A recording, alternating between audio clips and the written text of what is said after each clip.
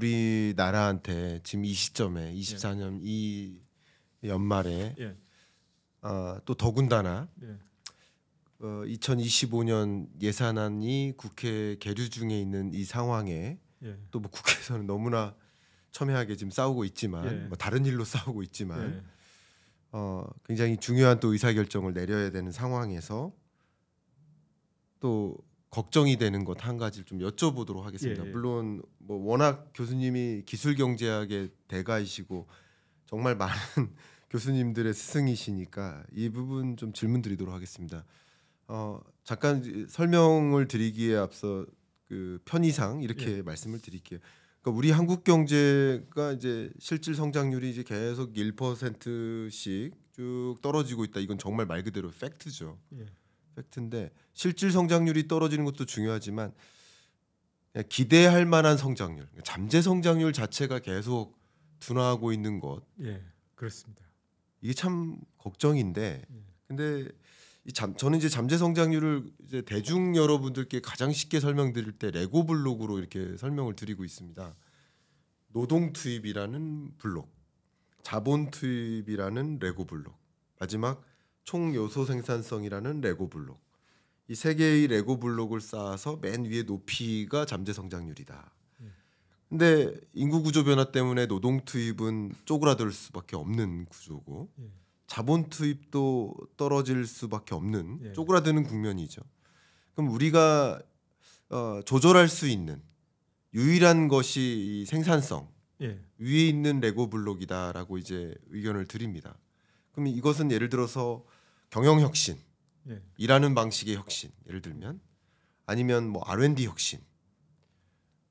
특히 앞에서도 그런 말씀 주셨지만 우리 생산 요소 관점에서 갖고 있는 게 아무것도 없고 기술밖에 없는데 그럼 우리나라는 이럴 때일수록 기술을 더 고도화하고 우리만의 더 소위 우리 초격차라고 이름 부르는 그런 특화된 기술 영역에 있어서 독보적인 어떤 강점을 갖고 있어야 되고 하는 그런 움직임을 가져가야 되고 그렇기 때문에 지금 국회 계류 중에 있는 이 예산안에 있어서도 R&D 예산을 더 적극적으로 확보를 해야 되고 하는 그런 움직임을 가져가야 되지 않을까. 그러니까 우리가 어쨌든 더 도약해 나가기 위해서는 중장기적으로 좀 정치 중립적으로 조금 R&D 예산을 더 확보하고 그래야만 우리가 좀 이 피크아웃 되는 이런 흐름이 아니라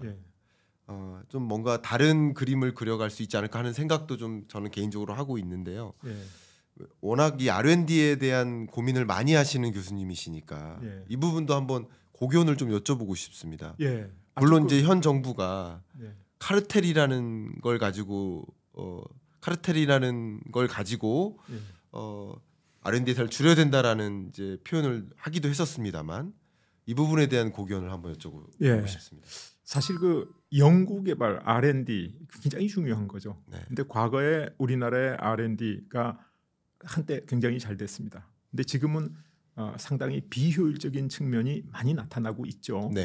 그래서 정부에서 연구개발 예산에 문제가 있으니까 뭔가 수술을 해야 되겠다라는 생각은 아주 잘한 겁니다. 저는 그렇게 생각합니다. 그런데 방법이 조금 잘못되지 않느냐. 연구개발 예산을 줄이는 걸로 대응해서 연구개발을 효율화시켜 보겠다라는 생각보다는 연구개발 예산을 늘려가면서 효율적으로 하는 방법을 써야 될 텐데 아마 정부의 그 당국자들은 줄이면 더 효율적으로 쓸 수 있는 방법이 있지 않겠나 그런 생각을 조금 하신 것 같아요. 그래서 방향착오는 있었지만은 문제의식을 가진 것은 나쁘지 않았다 그렇게 생각합니다. 근데 사실 그 이제 국가발전 원리에 대해서 오늘 주로 말씀드리겠지만은 이 경제가 가속적으로 발전하지 않습니까? 가속적이라는 것은 갈수록 성장 속도가 빨라진다는 거거든요. 그러니까 앞선 나라와 뒷선 나라, 부자와 가난한 사람, 이 사람들의 격차가 벌어진다는 얘기죠. 그러니까 예를 들어서 1억을 가지고 사업을 시작한 사람하고 2억을 가지고 사업을 시작한 사람이 있으면 격차는 1억이죠. 근데 둘 다 열심히 노력해서 2배가 되면 2억, 4억이 되면 격차가 2억이 되죠. 네. 둘 다 열심히 노력해서 10배가 돼서 10억, 20억이 되면 격차가 10억이 되죠. 그래서 후발국이 선진국을 따라가기가 굉장히 어렵고 격차가 벌어지는 것은 아주 정상적인 일입니다. 네. 그러니까 중소기업이 대기업하고 격차를 줄일 수가 없고 점점 늘어나게 돼 있는 거죠. 네. 이게 가속하는 사회의 아주 기본적인 메커니즘입니다. 근데 후발국이 선진국을 따라가려면 어떻게 해야 되냐? 아주 그 선진국을 앞설 수 있는 모멘텀을 만들어야 되죠. 근데 인류 문명 사상 보면 후발국이 선진국을 따라가서 극복한 극적인 사례가 한 번 있었습니다. 예를 들어서 산업혁명을 먼저 일으킨 영국이 선발국이었거든요. 네. 산업혁명을 늦게 일으킨 독일하고 일본은 후발국이었거든요. 그러니까 정상적으로 경제가 계속 발전되면 선발국 영국과 후발국 독일, 일본의 격차는 점점 커져야죠. 그리고 또 다른 측면의 인류 역사를 보면 전쟁을 해서 승전국은 항상 발전하게 돼 있습니다. 이겼으니까. 패전국은 쇠퇴하게 돼 있죠. 졌으니까 다 파괴되고 뺏겼으니까. 네. 그런데 세계제 2차 대전이라는 산업사회의 전형적인 전쟁을 보면 아주 이상한 현상이 발생합니다. 이게 뭐냐면 전쟁 전에 아주 선발국이었고 선진국이었던 영국, 그리고 승전국이었던 영국, 그리고 전쟁 전에 후발국이었던 독일과 일본, 패전국이었던 독일과 일본이 전후에 어떻게 바뀌냐? 독일과 일본 경제가 영국을 확 앞질러 버린 거예요. 이거는 정말로 놀라운 현상입니다. 정말로 예외적인 현상이고 있을 수 없는 현상이에요. 왜 이런 현상이 일어나냐? 그래서 제가 거기에 대해서 굉장히 관심을 가지고 연구를 했죠. 연구를 하다 보니까 저보다 먼저 올간스키라는 정치경제학자가 그것을 연구를 했어요. 네. 그래서 연구를 해서 뭐라 그랬냐면, 야, 전쟁 전에 전쟁 후에 어떻게 패전국이 승전국을 앞섰지? 있을 수 없는 일 아니야? 그래서 그것을 불사조 효과라고 이름을 지었어요. 불사조가 뭐냐면 에집트의 전설의 새거든요. 500년을 살아요. 500년이 살고 나면 몸에서 화염이 생기면서 몸이 완전히 불덩어리가 됐어요. 네. 그러면 그 안에 재가 남고 재에서 불사조 새끼가 또 나오는 거예요. 그 또 500년을 살아. 그래서 영원히 사는 새가 불사조다 이렇게 알려져 있죠. 그래서 2차 대전 때 독일하고 일본이 잿더미가 돼서 다 타버렸는데 그 안에서 불사조 새끼가 나왔다.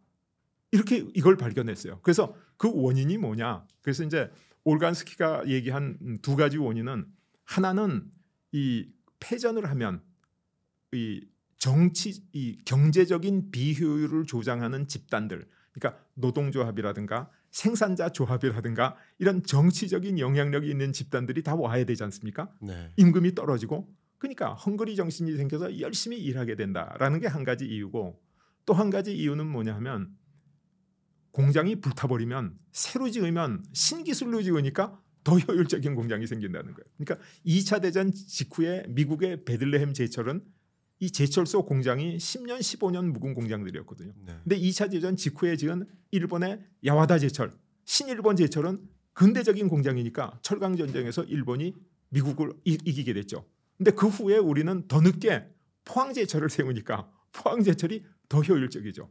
그래서 공장이 불타고 파괴가 되면 신기술로 새로운 공장을 지으면 더 효과적이다. 이 두 개를 가지고 설명을 했어요. 근데 제가 보니까 그걸로는 다 설명이 안 되는 거예요. 왜냐하면 미국은 승전국이었고, 그리고 그 원래 선발국이었고, 근데 전후에도 미국이 1등 위치를 안 놓쳤거든요. 그래서 제가 이제 그 불사조 효과 리비지티드, 불사조 효과를 재점검하는 연구를 해서 발표한 게 뭐냐면, 2차 대전 때 보면 전쟁에 이기고 지고를 불문하고 군수 산업을 일으켜서 전쟁 물자를 가장 많이 일으키고 많이 생산하고 기술자를 많이 양성한 1등 나라가 저 미국이에요. 네. 미국. 그래서 미국이 전쟁 물자를 만들어서 유럽에도 보내고 러시아에도 보내고 다 보냈죠. 아주 전쟁 물자를 제일 많이 생산하니까 기술자가 제일 많이 양성되고 기술이 제일 많이 발전했어요. 네. 두 번째로 많이 한 데가 어디냐? 영국이 아니라 독일입니다. 왜냐하면 영국은 미제 무기를 갖고 와서 싸웠거든요. 미제 무기를 보급받아서 싸웠죠. 근데 독일은 자기 나라에서 다 만들었죠. 일본도 자기 나라에서 다 만들었죠. 예. 그러니까 독일이 한 가지 예를 들면, 독일이 전쟁 후에 소량 다품종 고급차 시장을 석권했었지 않습니까?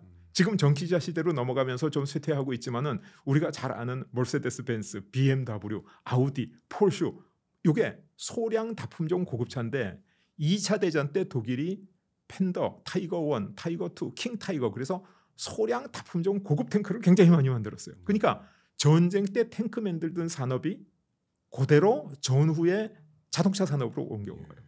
그다음에 일본 같은 경우는 이제 섬나라기 때문에 탱크 산업이 적었고 섬나라니까 항공모함을 세계에서 제일 먼저 만들었죠. 그러니까 본격적인 항공모함은 일본의 호쇼호라는 항공모함이 세계 1위다. 그리고 그 당시에 일본이 함재기로 개발한 제로센 영식 전투기 이렇게 얘기하는데 이 제로센이라는 게 한때 세계 최고의 전투기로 인정받았습니다. 그러니까 일본은 자동차 산업이 없으니까 항공기 산업을 많이 했는데 전쟁 후에 항공산업이나 폭격기를 못 만들게 하니까 일본이 세계 최초로 개발한 게 철도 위를 날개 없이 나르는 비행기. 그게 바로 그 신간생입니다. 세계 최초의 고속열차. 그리고 이 항공공학자들이 전쟁 때 그 제로센 같은 비행기를 만들면서 개발한 기술로 작고 날렵한 소형차들을 막 만들어내기 시작했는데 이 자동차들이 오일 쇼크를 기반으로 해가지고 세계적으로 각광을 받아서 독일하고 일본이 자동차 시장을 세계적으로 양분하는 이런 체제가 됐죠. 그러니까 전쟁 때 군수산업과 군수산업 기술이 전후의 민수산업과 민수산업 기술하고 그대로 닮아 있다. 그래서 그 효과를 저는 불사조 효과다. 그렇게 보니까 소위 후발국이었던 독일과 일본이 선발국이었던 영국을 앞선 이유가 뭐냐. 바로 군수사업 연구개발에 엄청난 투자를 해서 기술을 발전시킨 거다. 근데 전쟁 때 군수산업에 투자를 하면 많이 파괴되고 손실이 많지 않습니까? 근데 전쟁 아닌 평화 시에 연구개발 예산을 확 늘리면 전쟁 때 쓰는 것에 반만 투입해도 파괴가 없으니까 그 이상의 효과를 낼 수 있다. 그래서 이제 지금 연구개발 R&D에 대해서 물으시는데 우리가 지금 선발국을 앞서고 추격하고 앞서갈 수 있는 유일한 방법은 R&D 예산을 대폭 증액하는 거다. 그리고 대폭 증액할 당위성은 어디에 있는가? 2차 대전 때 불사조 효과를 봐라. 독일과 일본이 영국을 앞선 게 바로 그 전쟁이라는 절박한 상황하에서 군수산업에 집중 투자를 했는데 그게 바로 연구개발과 기술 향상과 기술자 양성에 있었던 거다. 그러니까 우리는 일본과 독일이 투자한 것에 반 아니면 반의 반만 투자해도 우리가 선진국을 앞설 수 있다. 파괴가 없는 평시니까.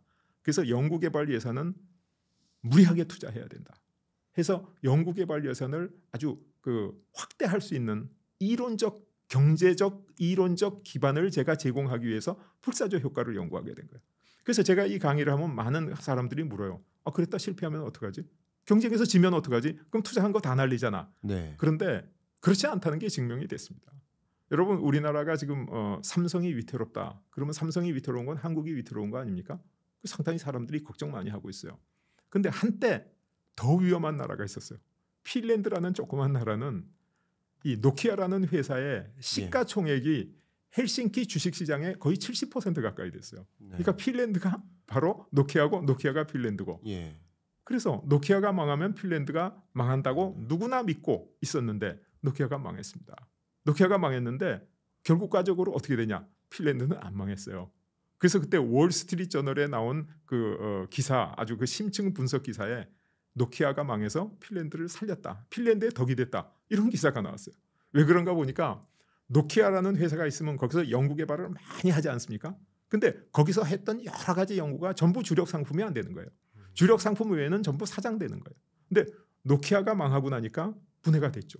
그때 노키아의 기술자들이 나와가지고 뭐 앵그리버드라든가 뭐 이 여러 가지 스타트업을 만들어서 아주 스타트업의 신화를 만들고 핀란드 인구가 EU 인구의 4%밖에 안 되는데 EU 전체에서 나오는 스타트업의 25%가 핀란드에서 나오는 게 핀란드가 노키아에 엄청난 과잉 투자를 했는데 그 과잉 투자가 실패한 게 아니라 노키아의 그 실패를 통해서 더 큰 성공을 했다. 그래서 저는 국가적으로 보면 그 2차 대전에 후발국이 선발국, 패전국이 승전국을 이긴 사례와 그다음에 우리가 과잉 투자를 했을 때 그 결과가 승승장구하고 잘 되면 좋지만은 어려움은 있어도 실패는 없다. 그래서 연구개발 투자에는 고난은 있지만은 절대로 실패는 없다. 그래서 우리가 무리하게 사람들이 느끼더라도 연구개발 투자를 대폭 증액해야 된다. 이것을 증명하기 위해서 제가 그런 논문을 쓰고 그런 책을 쓰고 지금까지 연구해 왔습니다. 너무 좋은 질문을 해주셔서 그러니까 이 질문 받기 제일 좋은 건 정말로 하고 싶은 핵심 얘기를 질문해 주실 때 제일 반가운데 제가 지금 그렇습니다. 그래서 지금 그런 질문을 해주셔서 제가 그렇게 말씀을 드렸죠. 말씀 너무 주셔서 감사하고 예. 제가 그 말씀에 좀 피드백을 잠깐 드려보면요. 일단 한 가지는요. 교수님이 워낙 이제 공공 서비스 영역의 그 연구를 오래 하셨지 않습니까? 근데 R&D라는 것이 일종의 공공재적 성격이 강하다. 예를 들면 뭐 식료품 같은 직접 소비재는 유통기한이 있으니까 만들어내면 부식되고 못 쓰지만 R&D 같은 경우는 파급 효과가 엄청 크기 때문에 그렇기 때문에 공공 R&D적 성격이 크다. 그렇기 때문에 더 많은 투자가 집중될 필요가 있겠다라고 생각을 한 가지 할 수 있고 한국 두 번째 당위성을 좀 잠깐 의견을 드리면 두 번째는 한국이 자원이 있습니까? 인구가 있습니까? 다른 무엇을 통해서 이 저성장을 극복하겠습니까? 그러니까 그거밖에 없으니까. 그렇죠. 그래서 당위성이다라고 그렇죠. 저도 한 가지 의견을 드리고요. 그리고 말씀해 주셨던 부분 전 굉장히 공감을 했는데요. R&D 부분에 뭐 카르텔이 있다. 저는 여러분들께도 좀 쉽게 어떻게 표현했냐면요. 그동안에 음주운전은 지양해야 됩니다. 근데 음주운전을 막기 위해서 운전을 못하게 한다. 그렇죠. 안 된다는 거죠. 적절한 비유를 음주운전을 막아야죠. 예, 맞습니다. 그러니까 마치 R&D 카르텔이 있다. 그러면 R&D 카르텔을 막아야죠. 예. 근데 R&D를 막으면 안 된다는 거죠. 근데 지금은 R&D 예산을 줄이는 행보는 잘못됐다는 거죠. 그런 면에서. 정말로 잘못됐습니다. 그렇게 저는 비유를 했었거든요. 그래서 의견을 드리고 좀 마지막으로 한 가지는 우리나라의 그러니까 공공 R&D와 민간 R&D 전체 규모를 좀 그림을 그려보면 공공 예산, 그러니까 우리나라 정부 R&D 예산 한 30조 정도라고 생각해 보면 그게 우리 100% R&D 규모를 보면 정부가 한 25% 그리고 민간이 한 75%가 붙는데 이게 정부의 R&D 예산 규모가 줄어들면 위험한 게 이게 25%에 해당하는 게 줄어들면 민간 부문도 같이 따라 줄어드는. 더 줄어들죠. 그러면 우리나라의 소위 기술력 자체가 실제 이거는 굉장히 큰 문제가 초래되는 거 아닙니까? 더군다나 지금 11월 달이고 12월까지 국회 계류 중인 이 예산안이 통과되는 과정이니까 정말 저는 더 많은 분들께 이 이야기가 공유돼서 정말 몇 천억이라도 1조라도 R&D 예산을 더 증액하고 우리나라가 한 발 더 도약하는 그런 과정에 이 말씀이 좀 전달이 됐으면 하는 마음뿐입니다. 좋은 이게 말씀이세요. 맞다면 이게 물론 맞다면 맞죠. 저는 물론 그런 맞죠. 마음뿐입니다. 근데 사실 이 정부가 효율적이다 하는 게 국가 발전의 정말 지름길입니다. 왜냐하면 모든 국가의 정책이 정부를 통해서 나오거든요. 그래서 제가 사실 오래전에 이 4차 산업혁명 시대를 대비해서 정부 혁신을 위한 책을 썼습니다. 정부의 유전자를 변화시켜라. 삼성경제연구소에서 나왔는데 제가 그 책 속에 어떻게 정부를 효율화하는가 하는 방법을 나름대로 썼죠. 왜냐하면 그게 굉장히 중요한 거기 때문이에요. 근데 지금 이 세상에서 살아 숨쉬는 사람 중에 제일 우수한 사람, 사실 그 우수한다는 기준이 여러 가지 있기 때문에 쉽게 얘기할 수는 없는데 우리가 종합적으로 볼 때 정말로 가장 우수한 사람이 누구냐 이렇게 물으면 저는 일론 머스크라고 생각합니다. 근데 지금 일론 머스크가 트럼프 정부에서 뭘 하고 있죠? 정부 효율부 수장을 하고 있습니다. 왜 일론 머스크 같이 이 지구상에서 현재 숨쉬고 있는 가장 우수한 사람이 정부 효율부 수장을 하려고 그러느냐? 그게 중요하기 때문이에요. 그래서 우리나라의 R&D 문제도 기본적으로 정부가 효율적으로 움직이는가 효율적으로 움직이지 않는가 하는 문제죠. 근데 이게 정부가 잘못하고 있다, 나쁘다 그런 측면이 아닙니다. 환경이 바뀌는 겁니다. 우리나라 정부 한강의 기적 당시에 세계에서 가장 효율적인 정부였습니다. 모방경제 시대. 그래서 우리나라의 3공화국에 들어오고 나서 엘리트 풀제 그래가지고 그냥 고시를 봐서 성적 좋은 성적순으로 사람을 쫙 뽑았잖아요. 그래서 대한민국의 섬유산업과장, 반도체 산업과장 이런 걸 누가 했냐? 기술을 모르는 사람이었어요. 서울법대 서울상대 나온 사람들이 반도체가 뭔지 모르는 사람이 반도체 산업과장을 하는 거예요. 근데 나라가 발전해. 왜 발전했냐? 그때 우리는 일본을 빨리 쫓아가는 게 제일 급선무예요. 왜냐하면 일본이 우리 앞에 가장 효율적으로 발전한 나라였거든요. 그러니까 이 우리나라의 공무원이 부임하면 제일 먼저 하는 게 일본 출장 가서 반도체 산업이 일본이 어떻게 했나, 뭐가 성공 사례고 뭐가 실패했나, 이게 정말로 현명한 정책입니다. 그래서 제가 육군 장교로서 그 육군 공병학교 교관을 할 때 지뢰를 가르칠 때 하는 얘기가 지뢰밭에 들어가거든 지뢰를 잊어버려라. 앞 사람의 군화자죽만 밟고 가라. 그게 제일 좋은 방법이다. 왜 지뢰를 생각해? 그럴 여유가 없어. 앞 사람의 군화자죽을 밟고 가면 완전히 살아요. 절대로 죽지 않아. 그게 바로 우리나라 모방경제 시대였죠.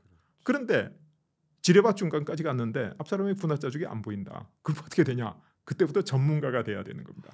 지뢰를 알아야 되는 거예요. 그러니까 우리가 과거에 선진국을 일본을 독일의 발전을 막 고속적으로 뒤따라올 때는 앞에 우리가 밟고 갈 발자죽이 남아 있었는데 이제 발자죽이 없다는 거죠. 네. 그러면 과거의 공무원 제도를 새로운 새 시대의 공무원 제도로 바꿔야 되는데, 그죠? 네. 과거에는 모방 경제에서 지금은 창조 경제로 바꿔야 되는데 우리나라 공직 사회가 안 변하고 있는 거예요.